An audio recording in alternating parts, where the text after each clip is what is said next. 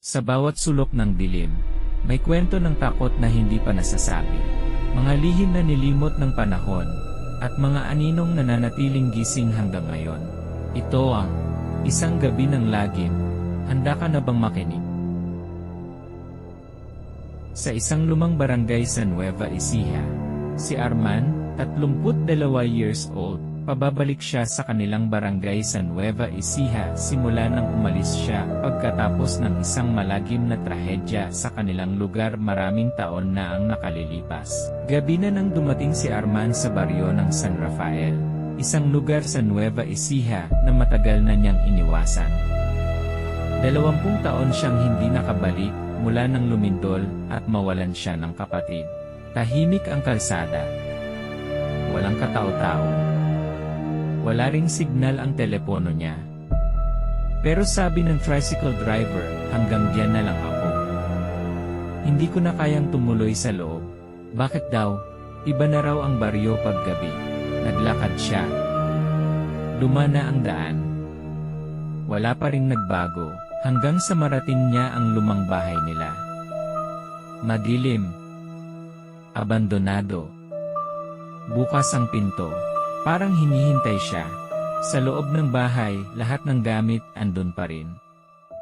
May alikabok, pero parang biglang iniwan lang. May litrato silang magkapatid sa dingding. Siya, at si Noel, ang batang kapatid na nawala nung lindol. Hindi natagpuan ang katawan nito.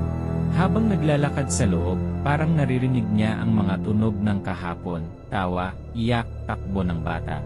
Kuya, napalingon siya. Walang tao. Pero sa sahig may laruan. Trompo. Alaga ni Noel. Kuya, dito ako. Pumunta siya sa silid ni Noel. Wala pa ring tao. Pero bukas ang bintana. Malamig. Tumutulo ang ulan. Parang may bata sa labas, tumatakbo. Nakaputi. Nakapaa. Sinundan niya. May lumang gubat sa likod ng bahay. Dati, pinagbabawal sa kanila pumasok doon. Pero ngayon, tila naroon ang boses. Kuya, dito. Larong taguan. Ikaw Taya. Bata ang boses. Masaya. Pero parang may lungkot. Habang lumalalim ang gabi, palalim din ang gubat. Tumatakbo si Arman. Kinakabahan. Pero hindi siya humihinto. Sa gitna ng gubat, may nakita siyang abandonadong poso. Lumang-luma. Inukita ng pangalan. Noel.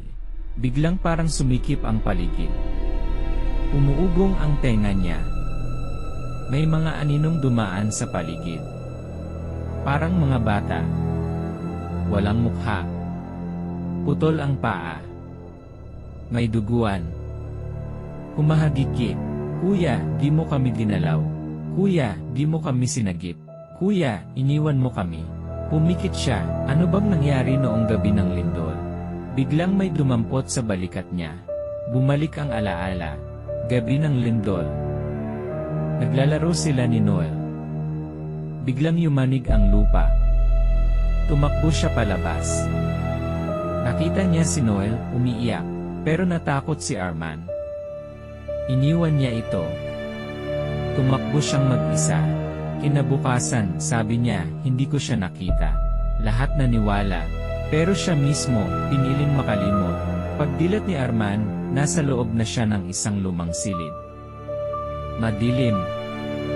Amoy lupa. May mga batang nakapalibot. Taguan tayo, kuya. Wala siyang masabi. Pero sa larong to, hindi ka na makakauwi. Nagsara ang pinto. Tumigil ang ilaw. Sa labas ng bahay, kinabukasan, dumaan ang barangay tanod. Narinig mo? Parang may batang naglalaro sa likod. Ah, wala na tao dyan. Patay na lahat ng nakatira riyan. Pero minsan, may bumabalik. Yung mga ayaw tanggapin ang totoo. Matanda. San Rafael. Baryo sa may bundok. Wala na po yon. Binura na sa mapa. Bakit po, matanda? Lindol yon. 20 taon na. Wala nang nakaligtas. Teka, bakit mo hinahanap? Estranghero. May naghihintay sakin, kapatid ko raw. Sa mundo ng dilim at alaala, ang tanong ay hindi kung ligtas ka, kundi kung makakalimot ka. Kung nabitin ka sa kwento ngayong gabi, huwag kalimutang i-like ang video, i-follow ang aming page, at mag-subscribe sa Isang Gabi ng Lagim. Para sa susunod na gabi, hindi mo makakalimutan.